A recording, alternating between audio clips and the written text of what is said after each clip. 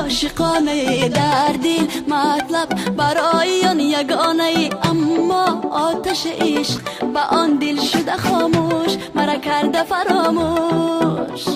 هر شب در لب کلامی عاشقانه در دل مطلب برای آن یگانه، اما آتش عشق به آن دل شده خاموش، مرا کرده فراموش.